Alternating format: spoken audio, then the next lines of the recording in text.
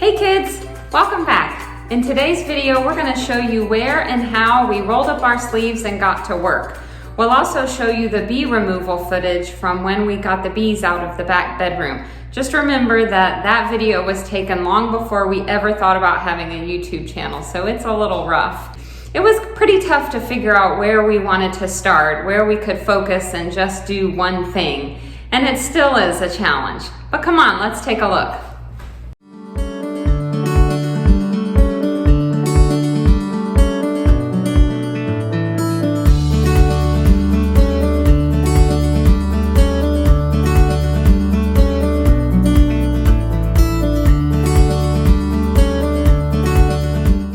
Got the keys to the house, we had gotten some really good advice, which was to work on one room at a time to really help keep the chaos down to a minimum.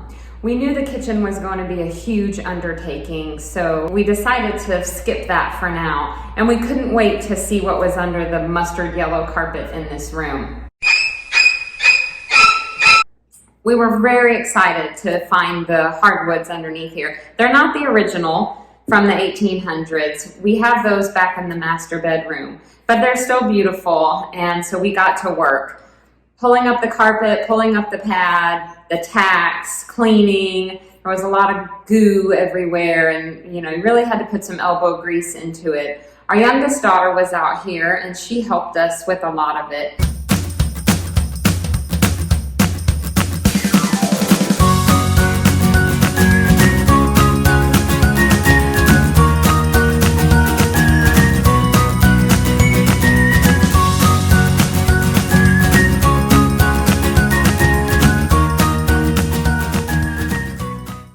We kind of thought maybe we could just clean and scrub it real good and then maybe just, use some sort of a finish or conditioner on it, and that would be enough. But it soon became pretty apparent that we were going to have to go a little further than that. So we rented a floor sander, I think it might be called a drum sander, for a weekend, and Chris got to work. Unfortunately, this is the condition that it's still in today, because being a weekend warrior definitely has its drawbacks. Sometimes you have to leave a project partially finished and go back to your regular life, and then by the time you're ready to get back out here and keep working, there's other things that have come up that need your attention, like the bees. So I'm standing in the bee room, also the master bedroom, where we had to remove the bees. And when we first realized we had to remove the bees, I started calling around, searching on the internet for companies that remove bees, and found a company actually specifically that travels around the state to do nothing but remove the bees. And he gave me a quote, about $700, and I found another just beekeeper that would do it for a little more than that. And when we talked to our general contractor, he said he had a friend in the area that is a beekeeper and said he would do it for free. So we said, of course, come on, and I always like to meet people in the area. So Tom and his wife came with a bee contraption vacuum cleaner thing that's like a shop vac unit attached to a specially made bee box to house them until they can get the queen situated. The first challenge that we had was trying to get the tongue and groove ceiling open. So right here behind me in this corner was where the bees were, and he used his stethoscope to find where the bees hive was. And so our general contractor started cutting open the ceiling. Now Tom doesn't wear bee suit, and he doesn't use smoke, so that was kind of interesting. But the general contractor and I were pretty geared up. We didn't have proper bee suits on, but we had long sleeves, long pants, gloves, and we did don the little bee hats for a while. There was about, 4 inches of kind of accumulated dirt and dust from the upstairs floor falling through, I guess. And when he pulled the first board down, he literally got a bath of dust and dirt. But the ceiling was open, and of course the bees were out and started flying around. And they were actually pretty calm. And Tom got up there with his little vacuum cleaner thing and just started sucking out the bees to expose all the honeycomb. And then once he got most of the bees sucked up, and the queen, which was good, unharmed, and we started scraping off the honeycomb. We would lay it out to catch the honey so that it could be processed, and then once we got to the honeycomb that had the larva and the baby bees and so forth, she started rubber banding that into the different slots and slotting that into the bee box. And we got all the honeycomb down and got it all strapped in, and we cleaned up the mess, and Tom brought the bee box, he plugged it, he pulled out the hose and plugged it, brought it out to the truck, and literally I was carrying the last couple 5-gallon buckets of honeycomb to be processed out to the truck, and I set them down right next to the truck bed where the bee box was, and the cap popped off. And as you can imagine, those bees inside were a little agitated, and they kind of flew out and stung me a few times, and I kind of ran and was flailing my arms and trying to get them off of me. So ironically, I got stung right at the very end a few times. But it was all good. We got the bees out. Tom and his wife took the honey back and processed it. And we didn't really think about it until either that night or the next day. We're like, we really want that honey. It's kind of special and part of our experience here in the house. So we called him up and said, hey, Tom, can we buy all the honey from you? Because it was a lot of hard work for him to come here and do that free. So we were happy to do that. We got like 2.5 or 3 big, at least 1 liter glass containers of honey, which we used for gifts for friends and family, and of course our own consumption. And it has an extremely unique flavor that I've never tasted in honey.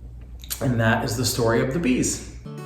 When Chris got back that afternoon after helping to remove the bees, he brought with him this chunk of raw honeycomb that we were able to sample and just see what we could do with it. And it was pretty exciting to see how much honey is stored in even just a tiny piece of this raw honeycomb. We were really excited, and it was one of the reasons why we thought about contacting Tom and asking if we could buy the honey back from him after he had processed it. And we were really glad that we did.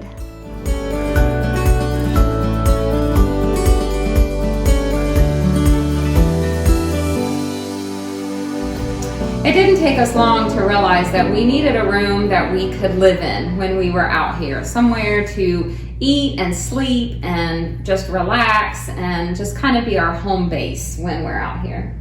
Yep. And this room was a good candidate because it was close to the bathroom and it was in relatively decent shape, just needed a pretty good cleaning. Mm-hmm. And we ate a lot of meals out of cooler in here. Because we didn't have a working kitchen. No, we did not have a working kitchen. And when we couldn't eat out on the porch, which we tried to always eat out on the porch unless it was cold or raining. Right. So while the parlor was still unfinished, we took another weekend to clean up this room and just really get it into shape. Brought some furniture out here and set it up sort of as our living space for the time being.